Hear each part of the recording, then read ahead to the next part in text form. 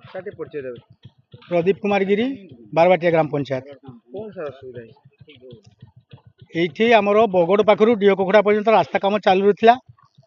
ठिकादार माने काम करते एठिका जनसाधारण बारबाटिया ग्राम पंचायत जनसाधारण एवं जो रास्तार काम हो रास्तार पाखे थी आदिवासी मैंने से कम्प्लेन कले कामटा अति निम्नमान रोचे। तेणु आपण मैंने आसिकी टे यार तदारख करूँ जो कंट्राक्टर अच्छा सहित टे कथा हूँ। तापर आम केतेक जन आम पंचायत आदिवासी आम पहुँचलु समस्ते पहुँची आसी प्रकृत आम देखिलु प्रथमतः देखिलु जो बोर्डटा लगाई से बोर्डटा प्रकृत में काम अनुसार बोर्डटा आखदृशिया जगह लगा कथा किंतु बोर्डटा जो गोटे बण भितर की बोर्डटा लगाई से बोर्डटा जहाँकि लोक देखा जाऊनी एवं बोर्ड जो लेखा अनुसार से काम भी संपूर्ण प्रथमतः गला जे बोर्डर संपूर्ण त्रुटिपूर्ण बोर्ड।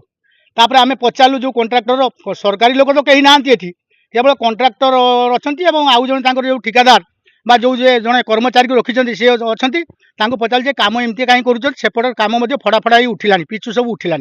आम नहीं जो देखिलु साबुल मारिकी देखिलु देखला बेलू प्रकृत जेई सहित कथा जेई कहले 3 मीटर हूँ व्हाइट एवं आपन थिकनेस हूँ 1 इंच किंतु आम जो देखिलु 1 इंच तो दूर कथा माने आप 2-4टा दाना पड़े जमी पिचु हुए से भाया पिचु हो पिचु आम भड़ा देला बेलू भी पिचु उठी जाऊँ।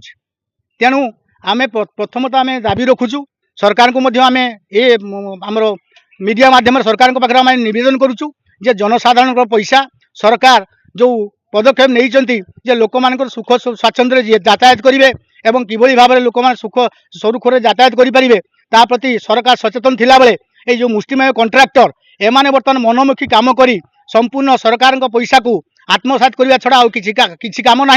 एणु आम नवेदन रखुचु सरकार पाखे नवेदन रखुचु और विभाग कर्तृपक्ष पाखे नवेदन रखुचु आपण मैंने आसी काम को आसी तदारख करूँ और प्रकृत में काम किभली हवा कथा और कौ परिमाण काम होती से विषय तदारख कर यार विहित कार्यानुष्ठान ग्रहण करूँ।